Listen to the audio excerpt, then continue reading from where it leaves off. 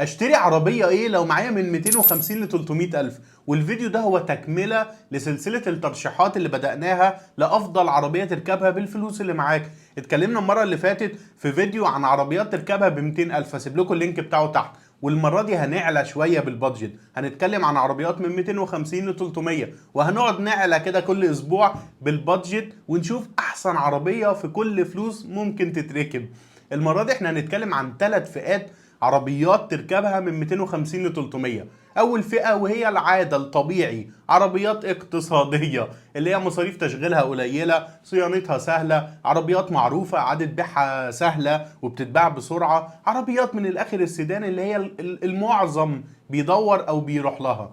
تاني فئة هي العربيات الهاتشباك، حد هو مش محتاج المساحة الكبيرة بتاعت العربيات السيدان، عايز عربية صغيرة محندقة تبقى سهلة كده في الشوارع وفي الركنات، يبقى مصاريف البنزين بتاعتها قليلة جدا، فدي برضو موجودة. الفئة التالتة هي حد عايز يخرج بره المألوف، حد يخرج بقى بره الصندوق، يروح لعربيات مش معظم الناس بتروح لها بالفلوس دي، بس هياخد عربية هي قيمة اكتر من السعر اللي هو هيدفعه. فتعالوا كده بسرعة نشوف التلات فئات دول ونبص على احسن عربيات نجيبها بالفلوس اللي احنا بنتكلم عليها. وعايز اقول لك لو عايز تدور على اي عربية مستعملة من العربيات اللي هنتكلم عليها، افتح موقع هتلاقي عليه اعلانات كتير للعربيات المعروضة المستعملة للبيع، وتتابع كمان من عليه اسعار الجديد. ويلا نبدأ.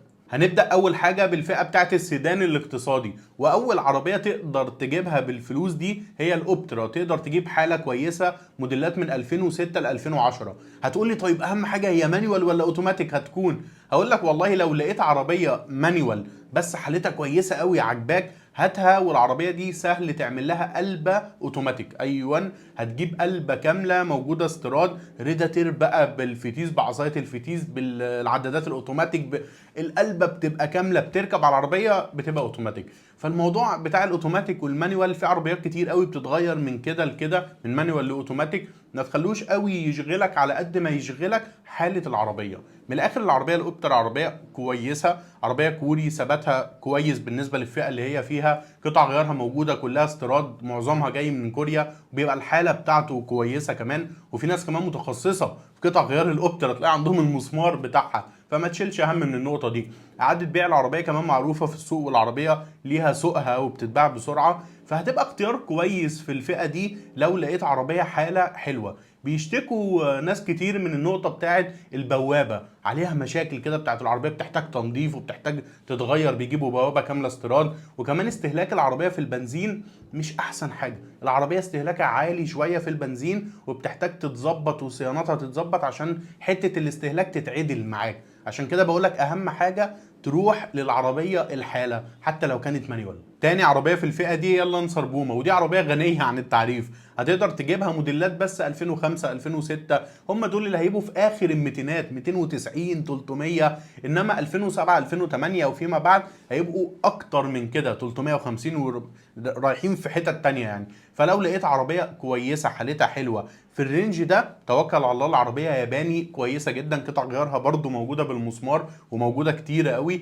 العربية ما تخافش منها قوي لو 1300، يعني بتنزل 1600 و1300، في ناس بتخاف من 1300.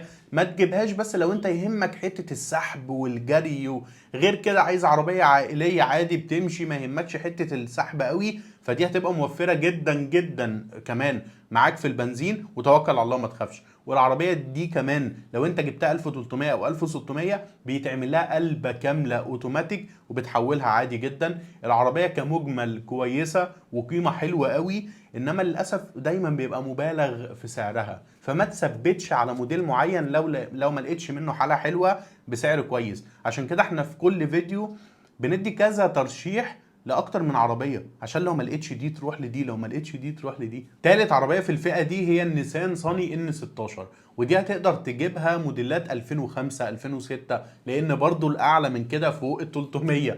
العربيه دي لو لقيت منها عربيه كويسه فهتبقى راكب حته ياباني محترمه.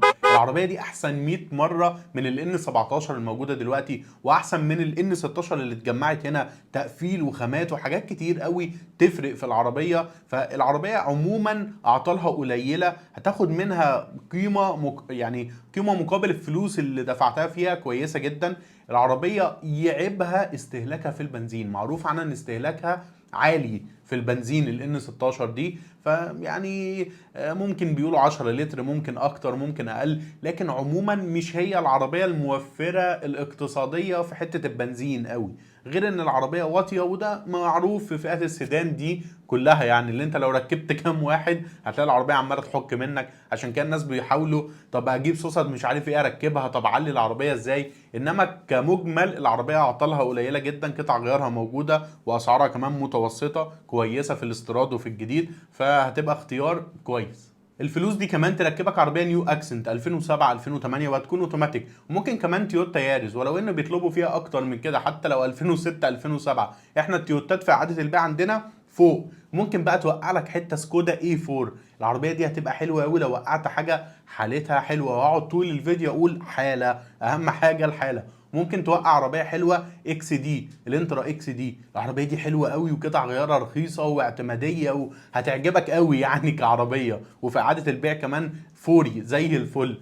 من الاخر انا بعتبر حته انك وانت بتدور على العربيه، الموضوع ده بيبقى رزق، ربنا بيوقع قدامك رزقك. فانت حتى العربيه اللي تقع قدامك لو لقيتها حالتها حلوه قوي بنفس الفلوس اللي انت بتدور بيها، يعني ما تسيبش رزقك، دور واسال، ابعت لي الصور، اسالني، ما تسيبش، خد رزقك كامل وشوف، يمكن العربيه دي جات لك انت لانها من نصيبك.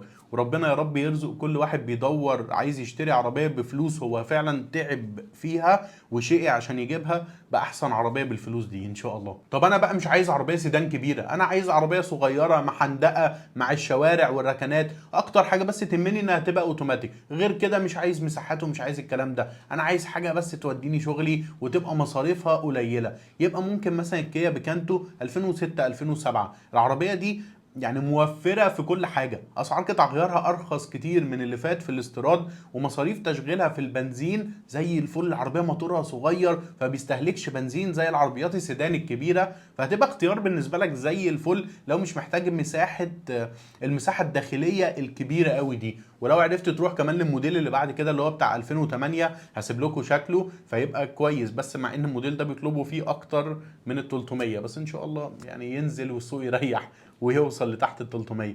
في الاخر هي كعربيه كويسه جدا، مفيش اي مشاكل منها، مشاكل عويصه مشاكل كبيره. ولو جبتها كمان مانيوال زي الاوبترا تتقلب في ثواني اوتوماتيك في يوم واحد. وموجود اختها كمان الهيونداي الاي 10 تقريبا نفس الموتور العربيه، بس البيكانتو يعني انا بفضلها عن الاي 10 لانها ارخص منها في قطع الغيار، قطع غيار البيكانتو ارخص كتير في الاستيراد من الهيونداي الاي 10.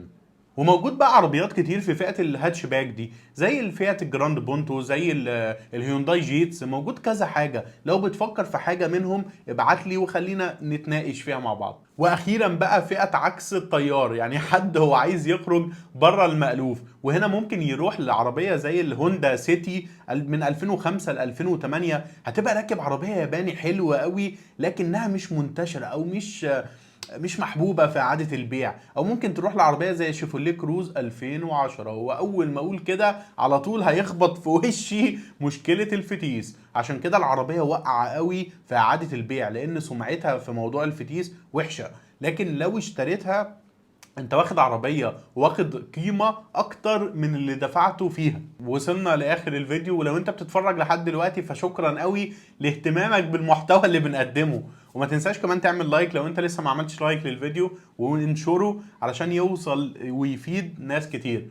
بس ولو عندك اي حاجة ممكن عايز تناقشني فيها اكتبها لي في الكومنتات، وانا برد على الكومنتات كلها. انا من الناس اللي بتحب قوي وبتقدر قوي الكومنتات بتاعت الناس وبتحب قوي تتناقش فيها يعني. سلام، كان معاكم احمد فراج.